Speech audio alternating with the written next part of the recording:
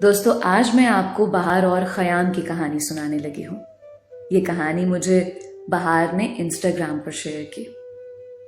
وہ بتاتے ہیں کہ خیام اتنا خوبصورت تھا کہ جو اسے دیکھتا بس دیکھتا ہی رہ جاتا۔ وہ مجھ سے عمر میں 5 برس چھوٹا تھا، پھر بھی میرے دل میں بس گیا تھا۔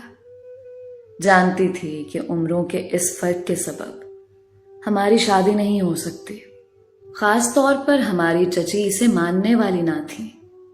خدا کی کرنی کے چچی کا انتقال ہو گیا، حالانکہ ان کی صحت اچھی تھی۔ معمولی سا بخار ہوا اور وہ چل بسیں۔ ان کے اچانک انتقال پر سبھی افسردہ تھے۔ کسی کو یقین نہ آتا تھا اتنی صحت مند عورت یوں پلک جھپکتے دنیا چھوڑ کر چلی جائے گی۔ چاچا کا اور ہمارا مکان جڑا ہوا تھا۔ بیوی کی وفات کے بعد ان کو سنبھالنے والا کوئی نہ رہا۔ خیام ان دنوں میٹرک میں تھا، اس کی بھی تعلیم متاثر ہوئی۔ چچا ریٹائرڈ ٹیچر تھے، محض پینشن سے ہی روکھی سوکھی پر گزارا تھا۔ ان کی استطاعت نہ تھی کہ ملازمہ رکھتے، لہٰذا کبھی میں اور کبھی میری امی جان ان کے گھر کا کام کراتے۔ میں ان کے میلے کپڑے بھی اٹھا لاتی اور اپنے گھر میں دھو کر واپس دے آتی۔ کھانا بھی ہم ماں بیٹی کو پکانا ہوتا تھا۔ میں یہ سارے کام خوشی سے کرتی کہ مجھے چچا اور خیام سے پیار تھا۔ ابا اور چچا میں بھی بڑی محبت تھی۔ ایک روز دونوں نے مشورہ کیا کہ میری شادی خیام کے ساتھ کر دینا چاہیے۔ گرچہ عمروں میں کافی فرق تھا، لیکن میری تو لاٹری نکل آئی تھی۔ خیام کی دلہن بننا میرا بچپن سے خواب تھا اور اب اس کی تعبیر سامنے تھی۔ امی نے ابا جان کو سمجھایا کہ بہار بڑی ہے جبکہ خیام چھوٹا ہے، ابھی یہ فرق معلوم نہ ہوگا، لیکن آگے جا کر مسئلہ بنے گا۔ عورت مرد سے جلد بوڑھی لگنے لگتی ہے۔ میرے خیال میں تو یہ رشتہ نامناسب ہے۔ خیام کو بھی شاید اس پر اعتراض ہوگا۔ میں خیام کو جانتا ہوں، بہار کی ماں، وہ ایک فرما بردار لڑکا ہے۔ اس کو اپنے والد کے فیصلے پر ہرگز اعتراض نہ ہوگا، اور 5 سال کا فرق کوئی بڑا فرق نہیں ہے۔ خیام ہمارا خون ہے، اسے بے وفائی کا اندیشہ ابس ہے۔ وہ شریفوں کی اولاد ہے۔ ہماری لڑکی سے شادی ہوئی تو آخری دم تک اس رشتے کو نبھائے گا۔ تم فکر مت کرو۔ والدہ کا کیا بس چلتا، یہ مردوں کے فیصلے تھے۔ وہ بیچاری چپ ساتھ گئی، مگر میں بہت خوش تھی۔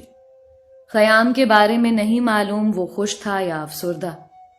اس نے اپنے والد کے فیصلے پر اعتراض نہیں کیا، حالانکہ میں نہ صرف اس سے عمر میں بڑی تھی بلکہ عام سی شکل و صورت کی اور صرف مڈل پاس تھی۔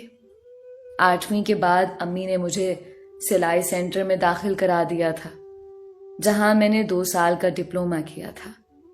منگنی کے وقت جب ابا اور چچا نے خیام سے پوچھا کہ بیٹے تم کو اس رشتے پر کوئی اعتراض تو نہیں، اس نے جواب دیا مجھے آپ کے کسی فیصلے پر اعتراض نہیں۔ میں منگنی پر راضی ہوں، لیکن شادی ابھی نہیں کرنا چاہتا۔ پہلے تعلیم مکمل کر لوں، پھر شادی ہو۔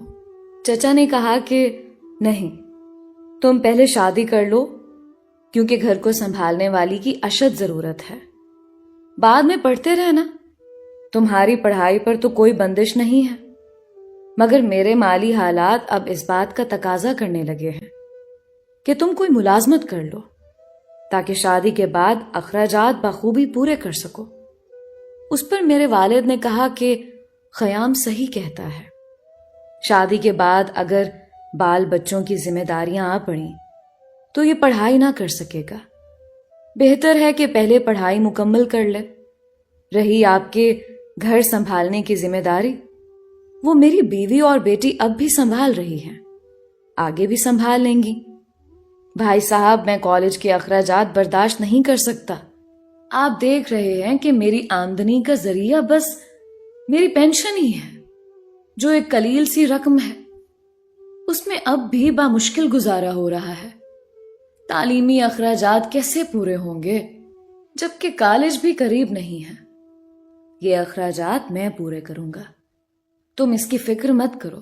خیام کو پڑھنے کا شوق ہے تو یہ اچھی بات ہے۔ میٹرک پاس کو ملازمت ملی بھی تو کتنی اچھی تنخواہ مل جائے گی۔ یہ کبھی ترقی نہ کر سکے گا، اسے کم از کم گریجویشن کر لینے دو۔ غرض والد نے چچا کو قائل کر کے خیام کے تعلیمی اخراجات کا ذمہ خود اٹھا لیا۔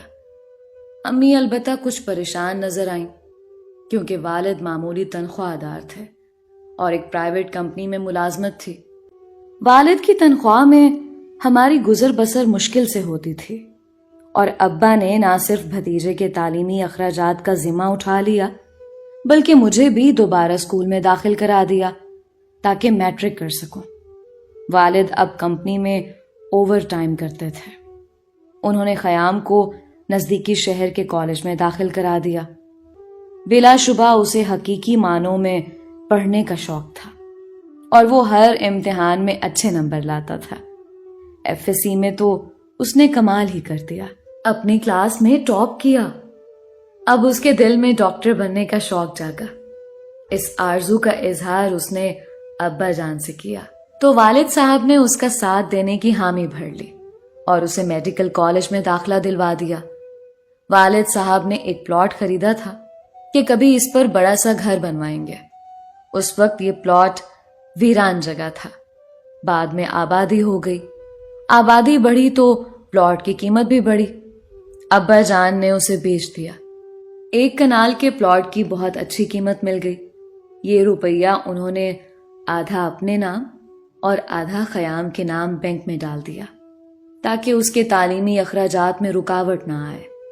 ہر ماہ وہ باقاعدگی سے فیس بھی ادا کرتا رہے اور دوسرے تعلیمی اخراجات بھی پورے ہوتے رہے۔ میں بھی ہر ممکن کوشش کرتی تھی کہ کچھ پیسے جوڑ لوں۔ جہاں سے سلائی کا ڈپلومہ لیا تھا وہاں انہی دنوں ایک ٹیچر کی شادی ہوئی۔ اس نے اسکول چھوڑ دیا۔ اس نے مجھے بتایا کہ سلائی سینٹر میں جگہ خالی ہے اور ٹیچر کی ضرورت ہے، تم قسمت آزمائی کرو۔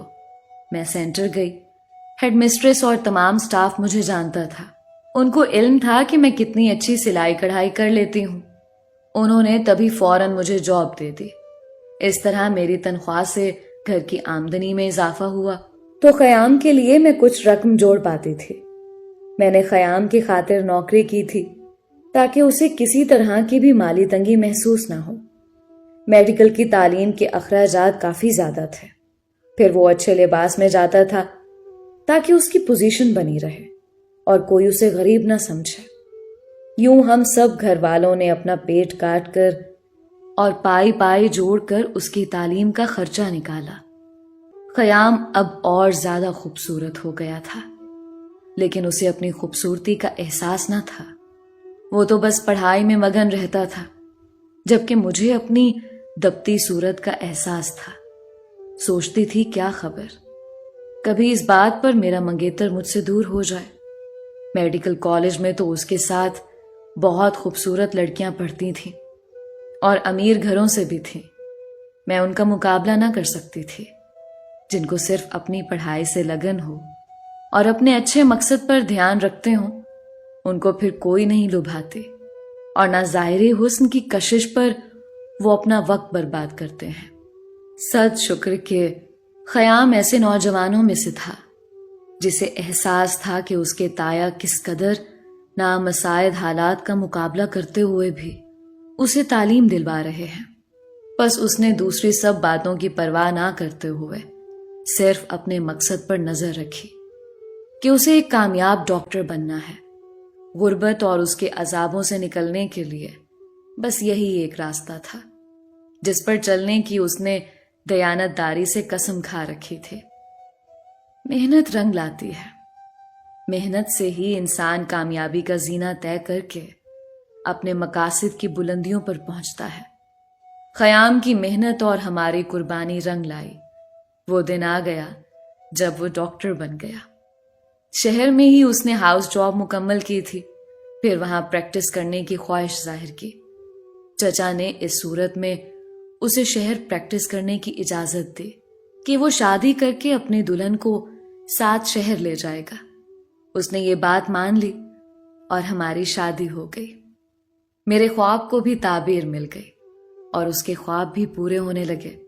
शहर में खयाम ने किराए का घर लिया। उसमें भी मेरे वालिद ने उसकी मदद की और मैं अपने शरीके जिंदगी के हमरा पहली बार शहर आकर रहने लगी। हम दोनों के पास नई जिंदगी शुरू करने के लिए कोई खास जमा पूंजी ना थी। जो घर हमने यहाँ लिया था उसका किराया भी वालिद साहब देते थे। शहर में अपना सिलाई कढ़ाई वाला हुनर जारी रखा और अच्छे पैसे कमा लेती थी। हर तरह खयाम का साथ दिया, कभी उनके आगे तंगी का रोना ना रोया। साल बाद अल्लाह ताला ने हमें एक बेटे से नवाजा और वक्त के साथ साथ हमारे हालात बेहतर होते गए। हालात बेहतर हुए तो खयाम आला तालीम के लिए लंदन चले गए। इस दौरान मैं अपनी वालिदा के पास रही। शौहर के जाने के 3 माह बाद मेरे दूसरे बेटे की पैदाइश हुई।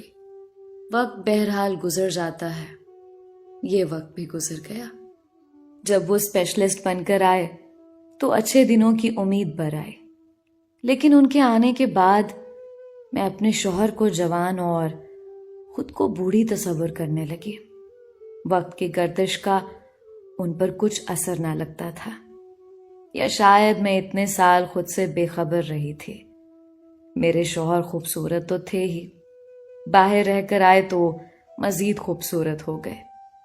मुझे अपने शौहर से बहुत मोहब्बत थी, वो भी मेरी मोहब्बत का दम भरते थे। मगर जाने क्यों मुझे अब अपनी बदसूरती का कॉम्प्लेक्स हो गया था। अपनी इसी परेशानी और एहसासे कमतरी से, जो लोगों की बातों से हुआ, बीमार रहने लगे। खयाम मेरी बीमारी से परेशान हो गए। वो मेरा बहुत ख्याल रखते थे। इलाज मुआलजा में भी कोई गफलत ना की।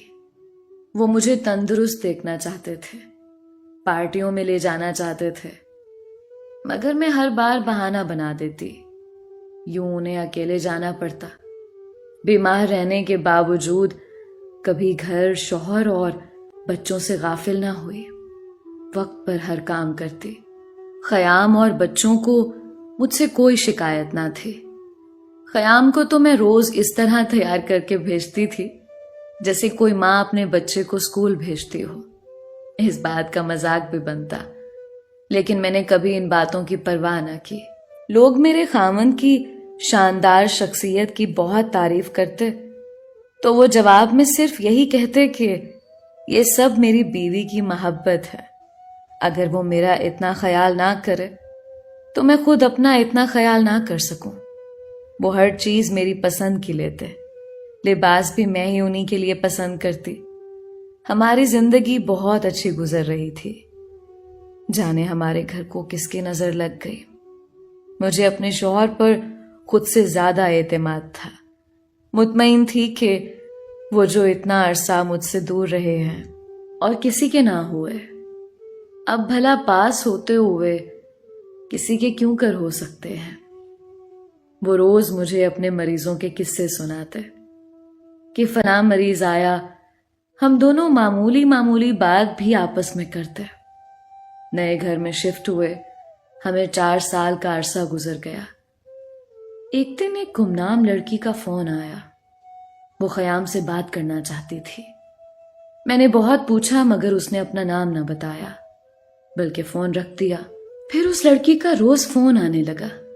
मैं उठाती तो वो बंद कर देती, और अगर खयाम घर पर होते वो फोन उठाते। तब वो उनसे बात करने की कोशिश करती। वो उसे टालते मगर लड़की बार बार फोन करती। उसका नाम फौजिया था, जो उनके जेरे इलाज रही थी और उन पर बुरी तरह फरीफ्ता हो गई थी। पढ़ी लिखी खुशहाल खानदान से थी और खयाम से शादी करना चाहती थी। जब भी उसका फोन आता मेरे शौहर उसको बहुत समझाते। उन्होंने मेरे सामने उस लड़की से यह भी कहा कि अगर तुमने फोन करना बंद ना किया तो मैं तुम्हारे वालिदैन से शिकायत कर दूंगा। मगर वो ढिठाई से यही कहती थी, मुझे दिल पर इख्तियार नहीं, क्या करूं। जब मैं बीमार थी काश आपने मेरा इलाज करने के बजाय मुझे मर जाने दिया होता। اب آپ کے بغیر جینا میرے لیے مر جانے کے برابر ہو گیا ہے. یا تو مجھ سے شادی کر لو یا پھر میں خودکشی کر لوں گی. یہ تو سمجھ رہے تھے یہ نادان جذباتی لڑکی ایسے ہی خودکشی کا کہہ رہی ہے، لیکن اس نے جو کہا وہ کر دکھایا. قصہ یوں ہوا کہ بہت منع کرنے پر بھی وہ روز رات کو فون کرتی. میرے شوہر میرے سامنے اس سے بات کرتے، اس کو بھی ڈانٹتے، پیار سے بھی بات کرتے. فون نہ اٹھاتے تو ان کے کلینک پہنچ جاتی اور مریضوں کی قطار میں بیٹھ جاتی. خیام اس صورتحال سے پریشان ہو گئے. مجھ سے کہا، دیکھو بہار، تم اس بات کا اثر نہ لینا اور نہ مجھے غلط سمجھنا. میرا اس کے ساتھ کچھ معاملہ نہیں ہے. یہ 20 برس کی ہے لیکن میری عمر کے سامنے تو بچی ہی ہے. خود ہی تھوڑے دنوں بعد مایوس ہو جائے گی تو پیچھے ہٹ جائے گی. میں نے بھی اپنے شوہر کی عمر اور حالات دیکھے کہ بچے بھی جوان ہو رہے ہیں. اب اس عمر میں بھلا یہ کیا ایسی حرکت کر سکتے ہیں؟ میں تو یہ سوچ کر شرمندگی محسوس کرتی تھی کہ اپنے اتنے چاہنے والے شوہر کے متعلق یہ بات سوچی ہی کیوں. ان دنوں ابا جان بیمار ہو کر وفات پا گئے. اب امی اکیلی رہ گئی تو میں زیادہ ان کی طرف جانے لگی. ان کی دلجوئی لازمی تھی. سوچا عدت گزار لیں تو ان کو اپنے گھر لے آؤں گی. ادھر چچا کی طبیعت بھی ناساز رہنے لگی تھی، مگر وہ گاؤں چھوڑ کر شہر نہیں آنا چاہتے تھے. لہٰذا جب امی کی طرف جاتی تو ان کے پاس بھی 1-2 دن رہ جاتے. ایک دن ایک گمنام شخص نے مجھے فون کیا کہ ڈاکٹر صاحب نے دوسری شادی کر لی ہے. میں نے خبر پر دھیان نہ دیا، مگر دل میں وہم نے ضرور جگہ کر لی. ایک دن محسوس کیا کہ وہ بہت پریشان ہے. پوچھا کہ کیا پریشانی ہے؟ اتنا بتایا کہ ایک مریض کی حالت خراب ہے، اس وجہ سے تھوڑی سی پریشانی محسوس ہو رہی ہے. ہم ڈاکٹر بھی انسان ہیں، مگر تم پریشان نہ ہو، یہ تو معمول کی بات ہے. میری پریشانی تو وہ لڑکی فوزیہ تھی جس کے اب فون آنے بند ہو گئے تھے. میں سمجھی کہ ڈاکٹر صاحب نے صحیح کہا تھا. وہ مایوس ہو گئی ہے، لیکن جب فون پر کسی نے خیام کی دوسری شادی کی اطلاع دی تو مجھے عجیب خوف لاحق ہو گیا. کبھی کہتی دفع کرو اس معاملے کو، شاید اس لڑکی نے مجھے پریشان کرنے کے لیے فون کروایا ہو، اور کبھی دل سے آواز آتی پتا تو کرو. ایک دن ڈاکٹر صاحب ٹی وی لاؤنج میں فون کے پاس چپ چاپ بیٹھے تھے. میں نے پوچھا، کیا ہوا خیام؟ بولے، کچھ نہیں، کسی مریض کے متعلق سوچ رہا ہوں. میں نے مذاق میں کہا، دوسری شادی کرنا چاہتے ہیں تو کر لیں، آپ خوبصورت ہیں اور مجھ سے چھوٹے بھی، ابھی جوان لگتے ہیں، جبکہ میں اکثر بیمار رہتی ہوں. انہوں نے جواب میں کہا، تمہارے ہوتے ہوئے مجھے دوسری شادی کی ضرورت نہیں ہے، مجھے تو بس تمہاری ضرورت ہے. تمہارے سوا میں کسی سے محبت نہیں کر سکتا. یوں میں ان کی محبت میں سرشار، اپنے ارد گرد سے بے خبر رہتی تھی. اگر ہمارے جاننے والے مجھے باخبر نہ کرتے. میرے ایک کزن نے بتایا کہ آج کل ڈاکٹر صاحب ایک نوجوان لڑکی کے ساتھ دیکھے جا رہے ہیں. سمجھ گئی، ہو نہ ہو یہ وہی فون والی فوزیہ ہی ہے. شاید اس نے میرے سرتاج کو رام کر لیا ہے. میں نے اپنے شوہر سے بات کی تو انہوں نے پھر مجھے وہی جھوٹی تسلی دی کہ تمہیں کوئی بہکا رہا ہے. میں نے جو کام جوانی میں نہ کیے، کیا اب بڑھاپے میں کرتا اچھا لگوں گا؟ اس تسلی سے ڈھارس ملی. مجھے اپنے بچوں کے لیے باپ کی شفقت اور سایہ چاہیے تھا. اپنے شوہر پر اعتماد کیا اور اس بات کو بھولنے کی کوشش کرنے لگی، مگر تقدیر کو شاید کچھ اور منظور تھا. ایک دن کوئی فون آیا. میرے شوہر آہستہ سے کسی سے کہہ رہے تھے کہ ابھی شادی کو راز میں رکھنا ہے، تو میرے گھر آنے کی غلطی مت کرنا، یاد رکھو. میرا گھر خراب ہوا تو میں تم کو طلاق دے دوں گا۔ ان کے منہ سے یہ الفاظ سن کر بے ہوش ہو گئی۔ اتنا صدمہ ہوا جیسے میں مر گئی ہوں، میں جو اعتبار میں ماری گئی کہ اتنا چاہنے والا شوہر کیسے بدل سکتا ہے۔ وہ بدل گیا تھا۔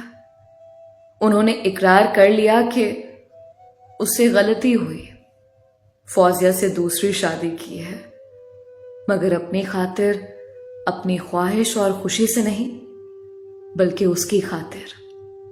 بتایا کہ میں نے اس کو بے رخی سے ٹھکرایا تو اس جنونی لڑکی نے زہریلی گولیاں کھا کر جان دینے کی کوشش کی۔ اسے میرے ہی کلینک لایا گیا کیونکہ اس کے گھر سے یہی کلینک قریب تھا۔ اس کی حالت غیر تھی اور بچنے کی کوئی امید نہ تھی۔ میں ہی اسے ہسپتال لے گیا تھا۔ ابتدائی طبی امداد دینے کے بعد بھی اس کی حالت نہ سنبھلی تھی۔ وہ جان کنی کی کیفیت سے گزر رہی تھی۔ اس وقت میرے دل پر ایسا اثر ہوا کہ اللہ سے دعا کی کہ اس کی زندگی بچا لے تو میں اس لڑکی کی خوشی کے لیے اس سے نکاح کر لوں گا۔ دعا قبول ہو گئی اور میری مریضہ کی جان بچ گئی، لیکن اللہ سے کیا وعدہ مجھے نبھانا ہی تھا۔ مجھے ڈر تھا کہ اگر اب بھی میں نے اس کا ہاتھ نہ تھاما تو یہ دوبارہ خودکشی کی طرف نہ چلی جائے۔ وہ بے حد ڈپریشن میں تھی، لہٰذا میں نے مجبوراً فوزیہ سے نکاح کیا، اس شرط پر کہ وہ کبھی تمہارے سامنے نہ آئے گی، نہ تمہارے گھر میں قدم رکھے گی اور نہ اس شادی کو افشا کرے گی۔ یہ کہتے ہوئے وہ رو رہے تھے اور ہاتھ جوڑ کر مجھ سے اپنی خطا کی معافی مانگ رہے تھے۔ میرا دل عورت کا دل تھا جو ان سے بچپن سے والہانہ محبت کرتا آیا تھا۔ آج کیسے میں ان سے منہ موڑ سکتی تھی؟ میں نے سوچا کہ اگر یہ غلطی بھی ہوئی ہے تو انہوں نے کسی کمزور لمحے کی وجہ سے کی ہے۔ ان کا دل نرم پڑ گیا ہوگا اور فوزیہ کی تکلیف دیکھی نہ گئی ہوگی۔ مجھے اپنے شوہر سے پہلے بھی پیار تھا، آج بھی پیار تھا۔ میں اپنے سامنے ان کی گردن کو جھکا ہوا نہ دیکھ سکتی تھی۔ ان کو اجازت دے دی کہ چاہیں تو بے شک اپنی دوسری بیوی کے پاس جا کر رہیں، مگر فوزیہ کا میرے گھر سے، مجھ سے یا میرے بچوں سے کوئی تعلق نہ ہوگا۔ ان کو یہ بات منظور نہ تھی۔ وہ تو ایک دن بھی اپنے بچوں سے دور نہ رہ سکتے تھے، حتیٰ کہ ایک رات بھی باہر نہ گزاری۔ ان کے معمول میں ذرا برابر بھی فرق نہ پڑا تھا کہ مجھے شک ہوتا۔ شوہر کے اس اقرار بے وفائی سے میری طبیعت مزید خراب رہنے لگی۔ ان کی دوسری بیوی کو بھی میری طبیعت کی خرابی کا علم تھا۔ ایک دن اس نے مجھے فون کیا اور کہا کہ آپ مجھے معاف کر دیں، آپ بیمار رہتی ہیں، میں آپ کی خدمت کروں گی، مجھے گھر آنے دیں، میں اپنا حق لینا چاہتی ہوں کہ میں بھی خیام کی منقوہ ہوں۔ آخر کب تک اس راز کو چھپاؤں گی اور دنیا سے چھپ چھپ کر ازدواجی زندگی گزاروں گی؟ خیام صاحب آپ کی خاطر اس راز کو راز رکھنا چاہتے ہیں، حالانکہ راز تو کھل چکا ہے۔ ان کے کلینک پر ایک ورکر نے یہ راز اکثر لوگوں پر کھول دیا ہے۔ گویا فوزیہ اب مجھ سے اپنے حق کا مطالبہ کر رہی تھی۔ اس نے ہر طرف اپنی شادی کا چرچا بھی کر دیا تھا۔ جس نے سنا اس کو برا بھلا کہا۔ ماں اس کی مر چکی تھی، باپ نے خیام سے خفیہ شادی کرنے کی خطا پر اسے تعلق توڑ لیا تھا۔ جو بھی سنتا افسوس کرتا کہ ڈاکٹر صاحب کو ہرگز ایسا نہ کرنا چاہیے تھا۔ وہ تو بہت شریف آدمی تھے، اپنے بیوی بچوں کا بھی خیال نہ کیا۔ خاندان بھر میں بھی ان کی خوب رسوائی ہوئی۔ ادھر جب چچا کو خبر ہوئی وہ صدمے سے اور بیمار پڑ گئے۔ تبھی ان کی شادی شدہ بیٹی ان کے پاس رہنے لگی۔ وہ گھر اور بچے لاہور میں شوہر اور سسرال کے پاس چھوڑ کر گاؤں آ گئی تھی۔ یہ امر مجبوری اپنے بیمار باپ کی دیکھ بھال کی خاطر، جبکہ یہ فریضہ مجھے ادا کرنا تھا، مگر میں تو سوتن کے غم میں نیم جان تھی۔ یہاں تک بھی بات قابو میں تھی، لیکن ایک روز خود سر فوزیہ ہمارے گھر آ پہنچی۔ جبکہ خیام اس وقت اپنے کلینک گئے ہوئے تھے۔ اس کے آنے سے میری طبیعت اور بگڑ گئی۔ میرے بیٹے نے باپ کو فون کر کے بتایا کہ فوزیہ آئی ہے اور امی کی طبیعت بہت خراب ہو گئی ہے، آپ جلدی سے گھر آ جائیے۔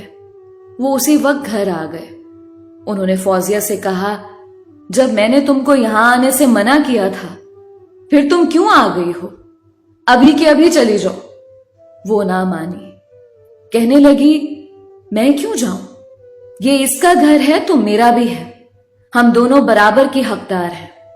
آپ نے مجھ سے نکاح کیا ہے، کوئی کھیل تماشا نہیں ہے یہ۔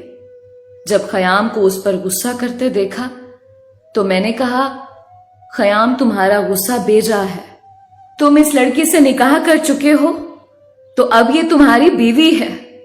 یہ ٹھیک کہہ رہی ہے، شادی کو خفیہ نہیں رکھا جاتا اور اس گھر پر اس کا بھی حق ہے۔ وہ بولے کہ اس نے وعدہ خلافی کی ہے، میں اس کو ہرگز نہیں رکھوں گا، اپنے گھر سے تو کیا اپنی زندگی سے ہی نکال دیتا ہوں۔ یہ قابل اعتبار نہیں ہے۔ اس نے مجھ سے جن شرائط پر شادی کی، جو وعدے کیے، وفا نہیں کر سکی۔ میں نے اس کے لیے اس سے نکاح کیا، اس کی خاطر قربانی دی، اور یہ میرے بچوں کا سکون برباد کرنے چلی ہے۔ یہ میرے لیے رسوائی کا باعث بن گئی ہے۔ میرے سب جاننے والوں کو فون کروا دیے کہ میں نے اس سے نکاح کیا ہے، حتیٰ کہ ابا جان کو بھی، جو پہلے سے بیمار تھے، اب اور زیادہ بیمار پڑ گئے ہیں، اور میں شرم سے ان کا سامنا نہیں کر پا رہا۔ وہ غصے میں بولے جا رہے تھے۔ میں نے کسی طرح ان کو سمجھا بجھا کر روکا، ورنہ وہ فوزیہ کو دھکے دے کر گھر سے نکالنے پر آمادہ تھے۔ بہرحال شام تک وہ ہمارے ٹی وی لاؤنج میں بیٹھی رہی، روتی رہی، اور خیام صاحب کلینک چلے گئے۔ وہ اس رات گھر نہیں آئے۔ تب صبح کو وہ خود ہی ہمارے گھر سے چلی گئی۔ کچھ دنوں بعد مجھے کسی نے بتایا کہ دونوں میں طلاق ہو گئی ہے۔